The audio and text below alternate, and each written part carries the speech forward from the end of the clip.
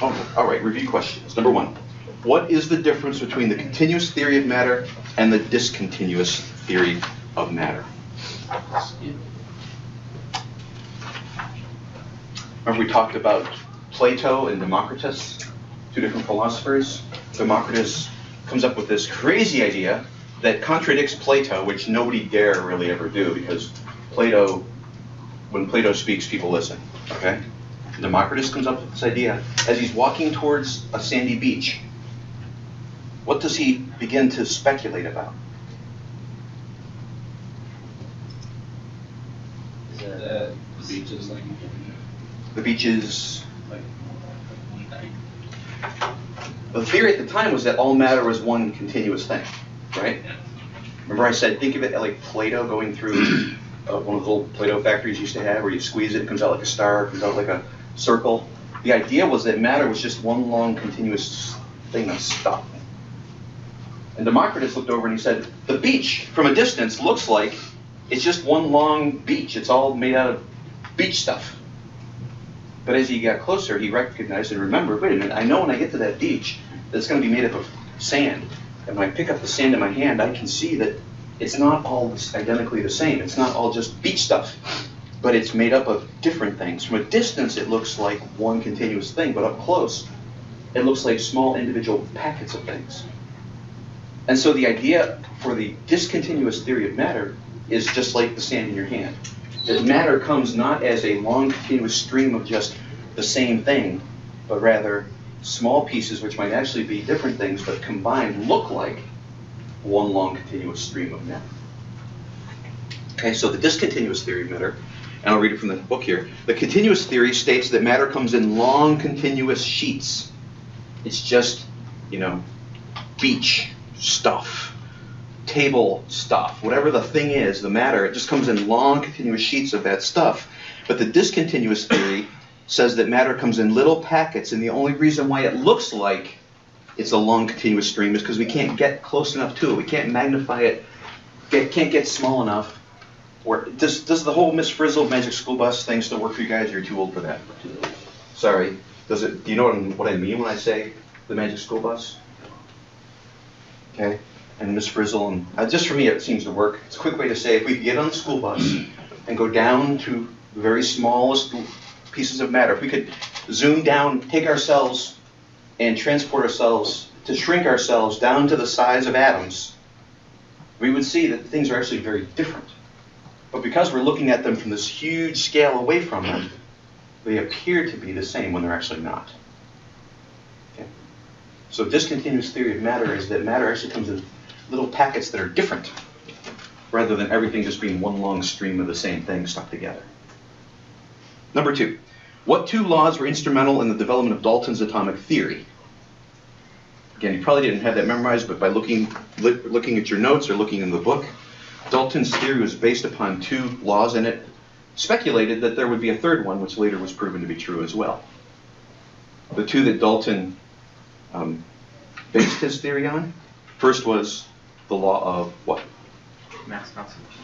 Conservation of mass. Mass conservation. Say it either way, it's fine with me. The law of mass conservation. The idea that when you have a reaction, you have a certain amount of stuff, matter, at the beginning of the reaction, and at the end of the reaction, you're going to have exactly the same amount of stuff, the same amount of matter, the same number of grams before as after.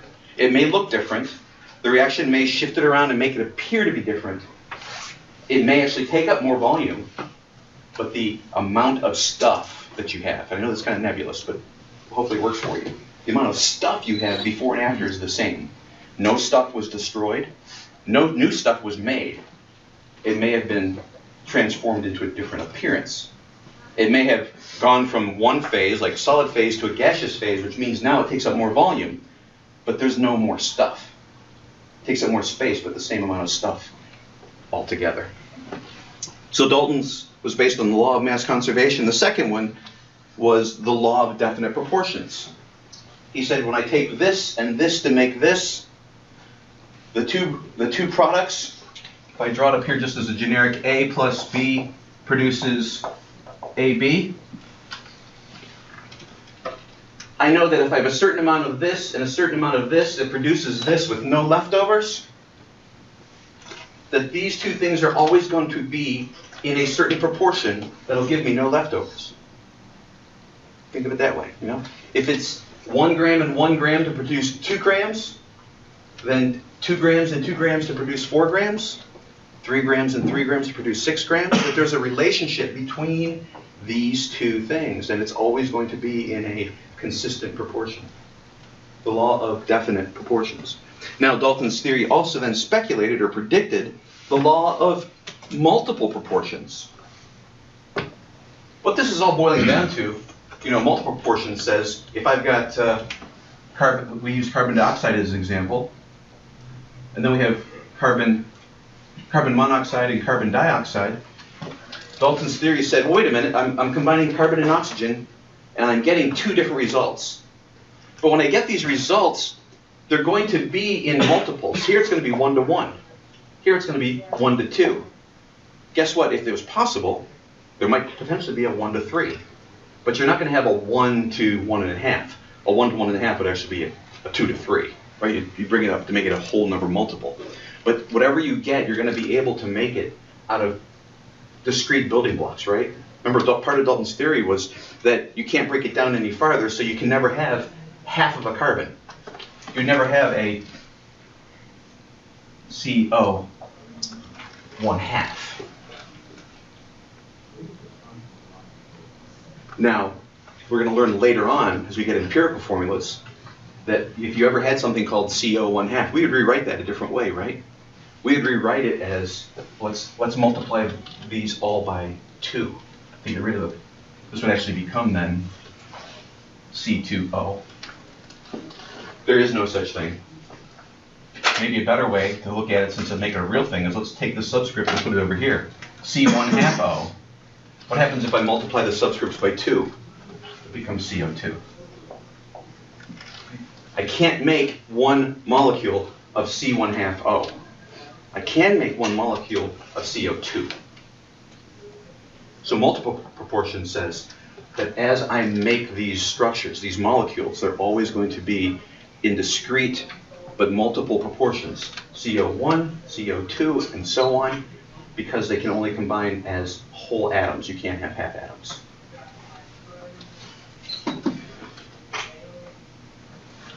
Number 3 says, describe how the law of mass conservation can be explained using the results of experiment 2.1. Did we do experiment 2.1? No. So you had to actually look back at experiment 2.1 to kind of look at it, read it, figure out what's going on here. Experiment 2.1 basically comes down to, if I recall, look at it quickly. Where are we? Basically, there's a reaction that takes place. We're going to take the mass of the reactants before the reaction, we're going to react them, and at the end we're going to find out that the mass at the end is the same. So how does the law of mass conservation explain the results of experiment 2.1? Again, what does the law of mass conservation explain in every case? Mass didn't go in. That matter cannot be destroyed or created. You can't make more. Okay. So pick up from right there. So we said the first one, all atoms of the same element have exactly the same properties. We know that's basically true, but not technically absolutely true. Also, the second one, all atoms have of the same element have exactly the same properties. We treat that to be fundamentally true, but what is the exception? Why would one atom of calcium not necessarily be exactly like another atom of calcium and still be considered an atom of calcium? An isotope. Okay. So we have isotopes which have a variant number of neutrons. By changing the neutrons, I'm not changing what the element is, because what an element is, the fundamental component that describes what an element is the number of protons that it has. So if I have an element, then I'm looking at the atom, excuse me, thank you. I'm looking at an atom of an element, and I discover that it has 11 protons in it. It is sodium. Why? Because sodium has 11 protons. If it has something other than that, it's not sodium. If one proton were to be somehow split away and it had 10 protons, it would now be neon. Why? Because an atom with 10 protons is neon. It becomes something different when you remove a proton. If I remove electrons, it's an ion. We do that all the time. It's not a big deal. Change the number of neutrons. Neutrons are the neutral parts. It does have an effect on the element, on the atom, the way it behaves, but it's not a fundamental difference. Matter of fact, when we have what we consider to be a pure sample of something, a pure sample of sodium, every single atom in my hand were sodium. Some of them would have different numbers of protons, of neutrons, than this 22.98977. This is the average, the weighted average. A little bit more detail than you need to know right now. This is the weighted average of the number of protons and the number of neutrons. How can the average be a fraction? 29.98977. Well, I know that 23, it's almost 23. And since it has 11 protons, I know that it has usually 22 neutrons.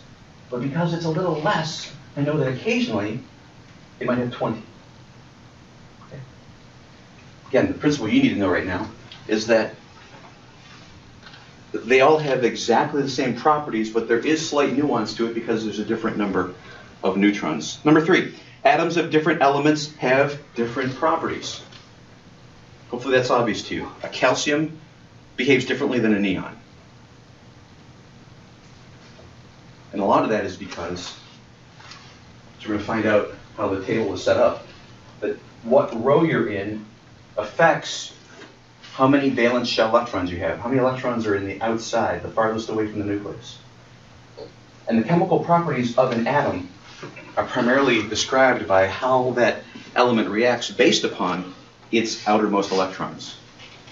And so we would agree that atoms of different elements have different properties. You're not going to find an atom of one element and an atom of another element that behave like clones of one another.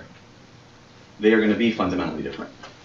And fourth, compounds are formed when atoms are joined together, and since atoms are indivisible, they join together in simple whole number ratios. We've already been over that.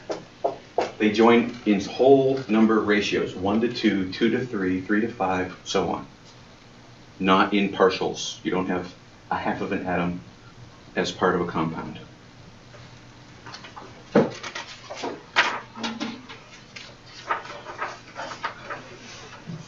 Number 5.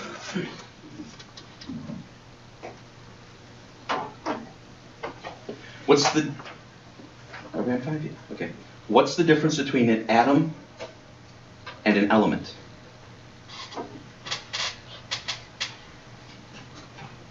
The difference between an atom and an element.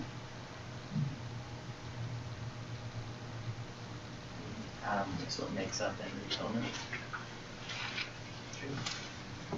Will said that atoms make up elements. Maybe a different way I'd like you to think about it is the structure of an element is an atom. Okay? The structure is called an atom. If you had atoms, you've decomposed it, whatever it is, all the way down to its simplest building block. If all you have are atoms. And if you have atoms, that is the structure of an element. So an element is the item, its structure is an atom. Second one, I'll read from the book. Elements are made of identical atoms. That's what the answer simply is. What's B? What's the difference between a molecule and a compound?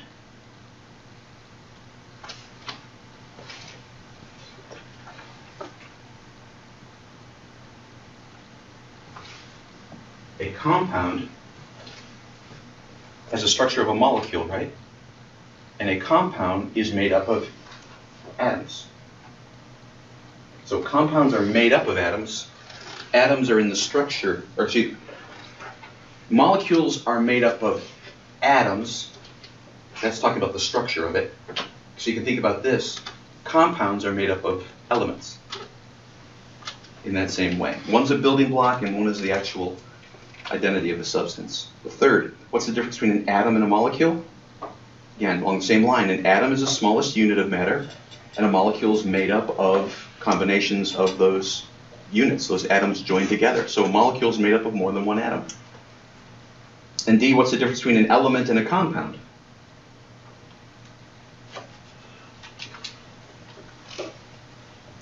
Elements are made up of identical. If you think of a sample, the elements are going to have all the same identical atoms. Elements have all identical atoms.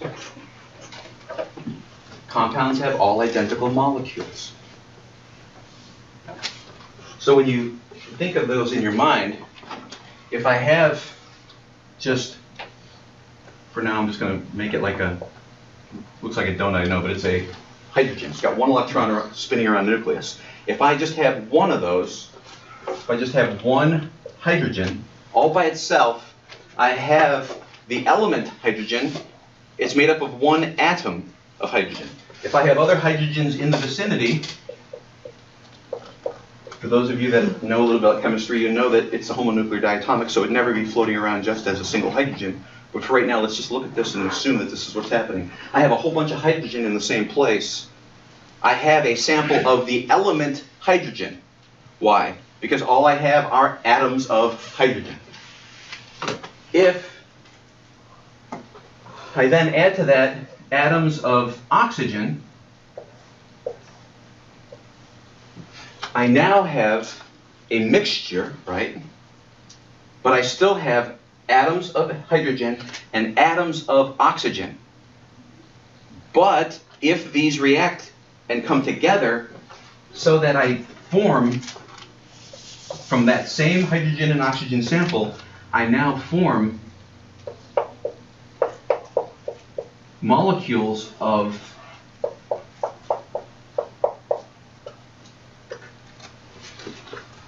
water.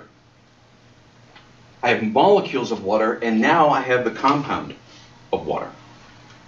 I have water, which is the compound. It's the common name of dihydromonoxide, right? And all of that dihydromonoxide is in the form of a molecule because it's a compound. Number 6, what are the physical differences or the physical characteristics that distinguish metals from nonmetals? If I have something, how am I going to find out whether it's a metal or a nonmetal based upon its physical characteristics? The book gives you 3 of them. Right? For, I'll make a little grid real quick. Metals and nonmetals. Metals are malleable. Okay. Remember, I am an awful speller. I own it, but I'll do my best. Malleability for a metal. For malleability, if I take it and place it on an anvil and I hit it, a metal is going to form. It's going to shape from that hit. Nonmetals, how do they behave if I hit them with a hammer? They shatter, they break up. So for the most part, metals are malleable, nonmetals are brittle. Second characteristic. They conduct electricity. Okay. So metals conduct. And I'll just write for now that these are non-conductors. So if I attempt to pass electrical current through them, metals will allow electricity to pass, nonmetals will not. If I'm asked, which of these elements should I use to make a wire out of, to wire a project or my house, hopefully you'll look at that and figure out, hey, I've got a nonmetal and a metal, I should probably choose the metal. Because if I go ahead and make $1 million worth of wire made out of something that doesn't conduct electricity, it's not going to work, right? Don't worry, stupider things have been done. But that wouldn't make sense. Now, don't just think about conducting in most experiments as taking a pile of this stuff and sticking a piece of wire on one end, a piece of wire on the other one, having a little light bulb and a battery, and believing that it's going to conduct through the solid. Most of the time the way we do this, and again, if I have opportunity to plan ahead, unfortunately I was up till 3 o'clock dealing with school stuff last night, but if I have a beaker of water and I put the probes in the water, and remember, if I have distilled water, so in chemistry, if I say put it in water, assume it's pure H2O, that there's nothing else in it. It's distilled water. Distilled water is pure H2O. It's as close as we can get to having nothing but H2O molecules. if I put 2 probes into that and have a circuit, it's not going to connect, right? Because H2O does not conduct electricity. It's covalent. It's not ionic. Water that we know typically does conduct electricity because of what's in it, what's dissolved inside of it. And so if I'm checking a metal to see if it conducts or not, I may take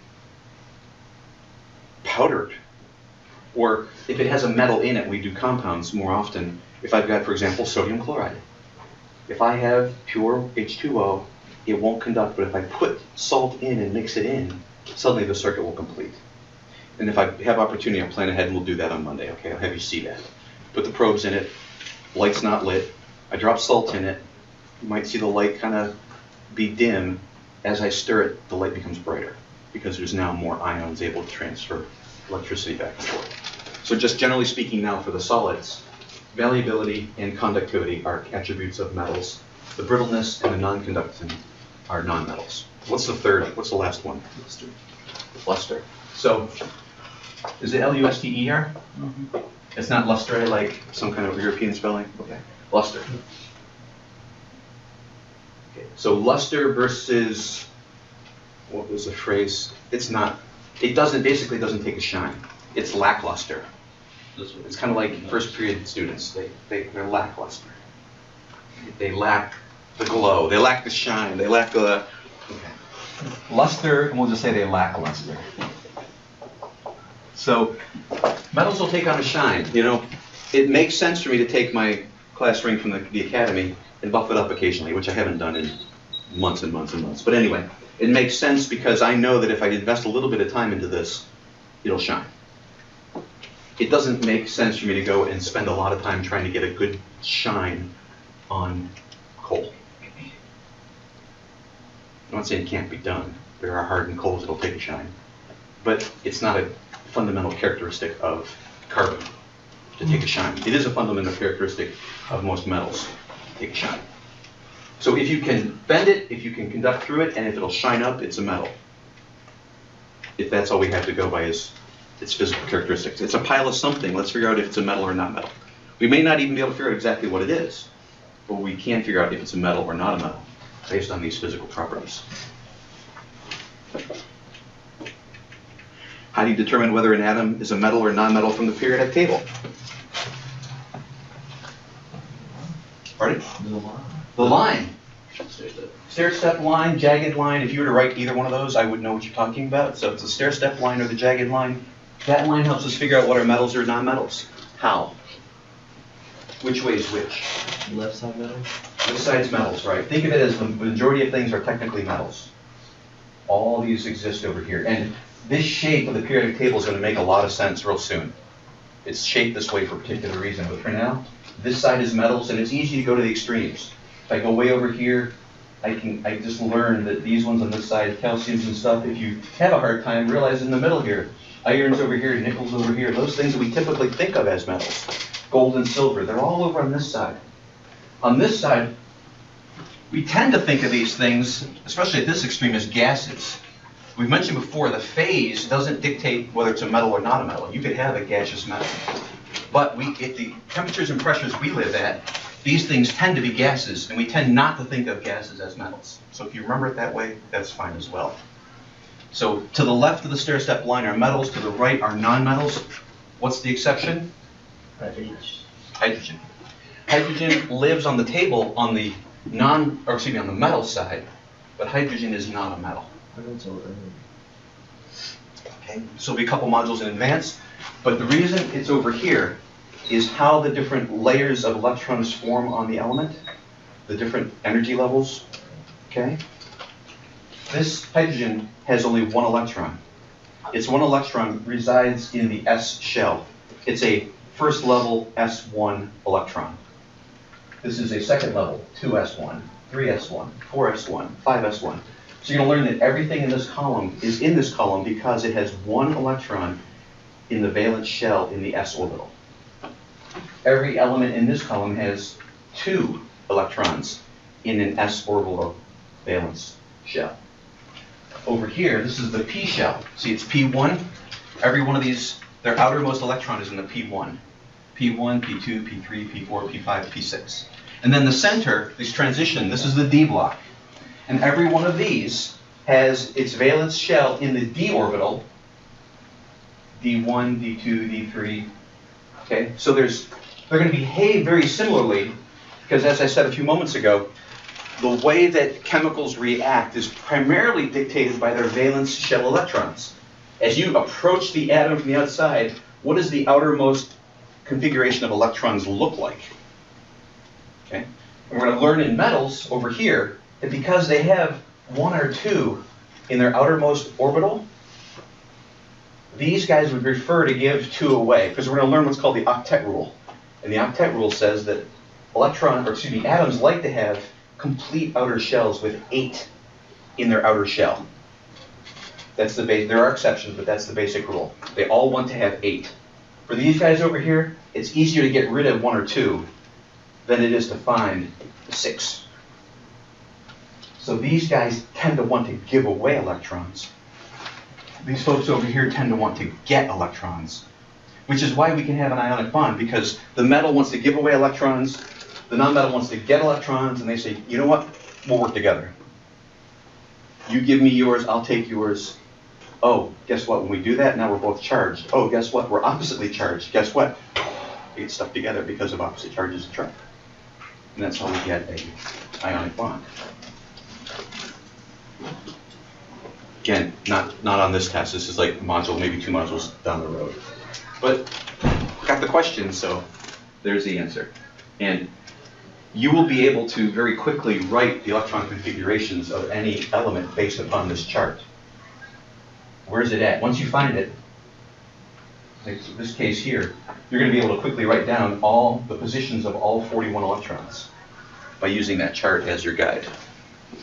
But again, a couple modules down the road. So left or right of the jagged line, stair-step line, are metal, nonmetal, the exception, hydrogen.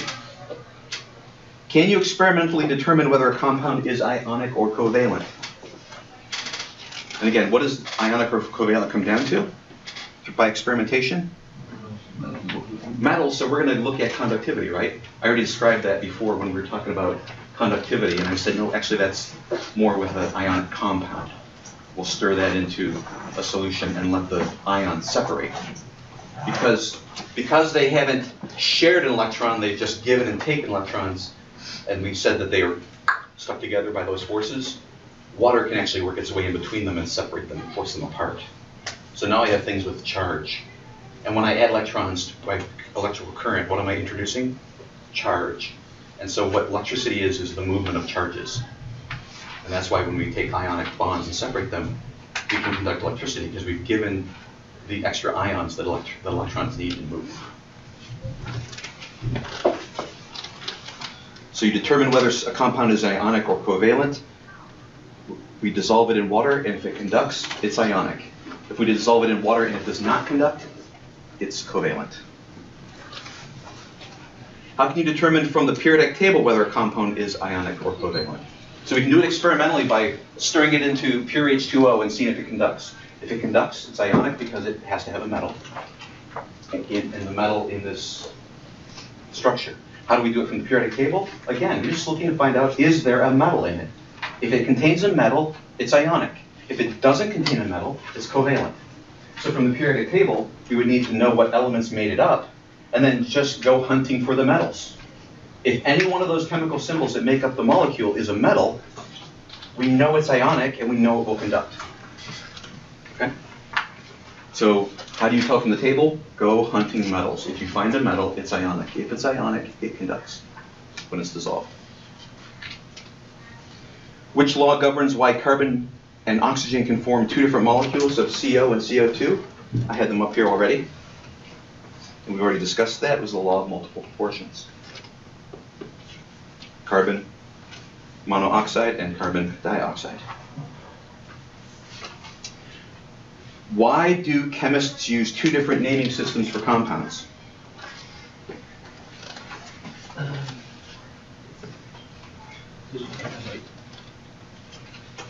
Think. Go ahead. Same name for 2 different atoms. You want everything to have its own unique name, so we always know we're talking about the same thing when we use a name, right? Like on the periodic table, every element has its own address, and every address has its own symbol to identify it. So when I say I need 2 grams of sodium, you know exactly what to give me, because it either is or isn't sodium, and you know how to measure a certain amount of mass. We need names for compounds too. It would be if you only had one naming paradigm. If everything were named the same way, we would have to name everything according to the covalent paradigm. Everything would have to have a mono, di, tri, tetra, right? Because there's a lot of information in there. So think of it that way. Everything technically could be named using the covalent naming system. However, we can simplify it. And the way we do it with the covalent naming system is if we use the word mono as the first element, we drop it, right? If we put together our covalent naming system and we have monosodium monochloride, if we named it that way, well, we would drop the leading mono and we would just know sodium chloride as sodium monochloride. Because you'd assume there's only one of the first one. We can't assume that for everyone. But for ionic compounds, we can take the covalent naming paradigm and make it even easier. We can drop all the prefixes, all the monos, dis, tris, tetras, pentas. We can drop them all. Why? Why, for the ionic naming paradigm, why can we drop all of the prefixes? Why is it sodium chloride and not monosodium monochloride or sodium monochloride?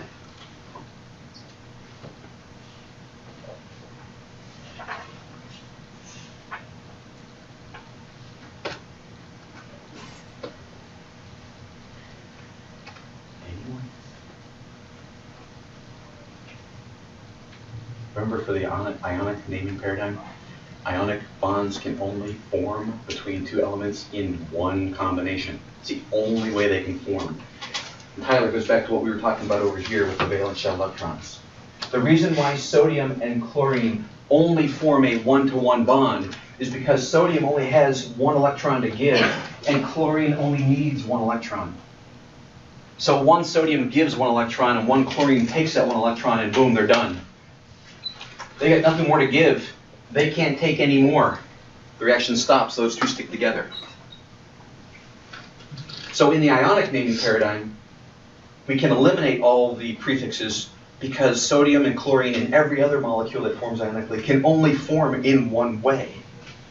Now, we are going to, of course, get some exceptions to that. Those come much later in the course, and we use Roman numerals to identify those. But for right now, ionics can only form in one way. And because they can only form in one way, we can drop all the prefixes. And we can tell from the table what the combination would be based upon what column they're in. We'll get to that later. The principle now. Everything technically could be and should be named with the covalent paradigm. However, we can drop all that extra information because ionics can only form in one way. So all we use is the name of the metal, followed by the nonmetal with its "ide" name for ionics. For covalence, we put the subscript before it in the form of mono, di, tri, tetra, penta, and so on. But we can drop any leading mono from the very first element. That's the only mono you can drop. If it was 7 different elements and you had 1 of each of them, start with the metal, and then every one of them would be mono, mono, mono, mono, mono, mono. But you never start the name with mono, you drop it. Is that clear as mud? You got that one? Anybody willing to admit they, never mind, I won't put you on the spot like that.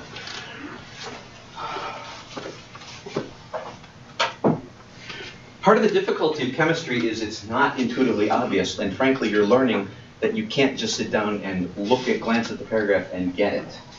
You have to continue to be in this stuff every day. Even if you think you're on or ahead of schedule, you really do need a dose of chemistry every day.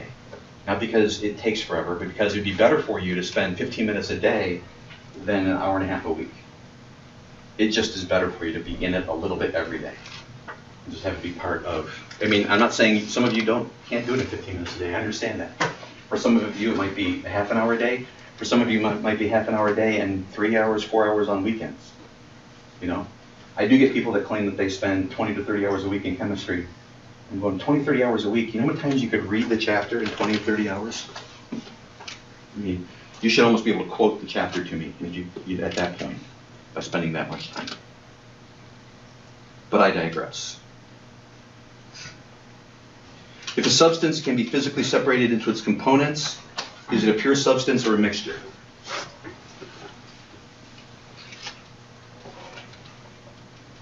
If they can be separated out, if a substance can be physically separated, is it a pure substance or is it a mixture? Is it a mixture? Anything that can be separated out is a mixture. We're not talking about decomposing it. That's different. We're talking about separating it out, sorting it, physically sorting it. It's a mixture. If a substance can be given a chemical name, like calcium bromide, is it a pure substance or a mixture? Pure substance. It's a molecule. It's a pure substance. What element makes up the majority of the air that we inhale? Nitrogen. What's one of the amazing things about nitrogen? I mentioned it yesterday, I think. Our bodies treat nitrogen in what way? What do we do with nitrogen? We breathe it in, but what does our body do with it then? We breathe it right back out again. It's inert. It's a void fill. Nitrogen dilutes the oxygen, so we're not getting too much oxygen and wig out from having too much oxygen. The nitrogen in the air is actually diluting the oxygen so that we have the appropriate level, not too much or not too little, for the range we need to survive. Number 15, if you didn't read the chapter, I don't think I covered this in class. Describe the difference between a quantitative and a qualitative measure. That's what you need to know. Quantitative sounds like quantity, okay? If it's quantitative, it's going to be as precise as possible. Quantitative means precise. Qualitative is an estimation. If I say, I need you to take a beaker and put a 50 milliliter quantitative measure in that beaker, then I need you to get as close to 50 as possible. Or if I say, I need a quantitative measure of approximately 50 milliliters, you come back and give me the beaker, I say, how much is in there? You'll say, Mr. Baker, there are 49.87 milliliters in this. It's quantitative. I need precision on that, quantitative. If it's qualitative, qualitative is an estimate. If I say, okay, I need a beaker and I need 50 milliliters qualitative, you can go over and it's 52, that's good enough. Here you go, 52. Okay, because for a quantitative, I'm going to take that exact amount and use it in a reaction. For a qualitative, hey, I'm just thirsty. Give me 50 milliliters, you give me the 50 milliliters, thanks. You know, I'm telling you about how much I want if I give you a qualitative measure. If I say quantitative measure, 49.753 milliliters, Mr. Baker. Okay, good, that's right. That's quantitative. A change that seems to break a molecule apart is called a chemical change or a chemical reaction. And specifically, if it breaks a molecule apart, what do we call it in here? You've covered it already. It's a decomposition. It's a decomposition reaction. Okay? Decomposition. Remember, decomposition in chemistry means take it and break it into its constituent parts. Decomposition in biology is kind of ooey gooey, messy, right, and smelly. Chemistry, it's not that way. Chemistry is, hey, I had this compound, I decomposed it using a chemical reaction, and now I have piles of the different elements that make it up. Almost to the end here, let's press on. Student writes the formula for sodium chloride is NaCl, all capitals. What's wrong with that? If I have capital N, capital A, capital C, and capital L, what am I as a student trying to communicate? Well, that I have an element that's symbol is N, a symbol that's element is A, a symbol that's element is C, and an element whose symbol is L. Is that what I'm actually trying to communicate? No. I'm trying to communicate that I've got an element Na and an element Cl. And the way I do that is the first letter, sometimes an element only has one letter. But whether the first is by itself or whether it's the first of two, the first letter is always capitalized, the second letter is always lowercase. If it's not in that paradigm, it is wrong. You're using the wrong symbol. you're sending someone on a wild goose chase to find which element has a capital A. There isn't one, but if there were, if that second letter were actually another element, you would have a completely different chemical compound. So first letter of a symbol is always capital, the second is always lowercase. What are the elements that lie along the jagged line called? Mentioned that there's metals and nonmetals that are separated by that metal line. Metalloids. They're metalloids, right. Sometimes called semimetals. This area, the semiconductors are over there. Why are they semiconductors? We said that you know, ionics or metals conduct, nonmetals don't conduct. These guys here kind of conduct because they're so close to being a metal or nonmetal that they have characteristics of both. We have one more question. I actually have two. It'll take me just less than a minute. Describe a dimensionless quantity. We've talked about the reaction multiple. There's no units on that. Remember I said before, a number that has no meaning without its units? This is an exception because you divide, for example, I need to make 3 batches. Well, 36 cupcakes divided by 12 cupcakes, answer is 3. Why? Because cupcakes equals cupcakes. There's no units to it. It's a multiple. So whatever I multiply by that keeps the units that it has. And why doesn't distilled water conduct electricity? It's purely covalent.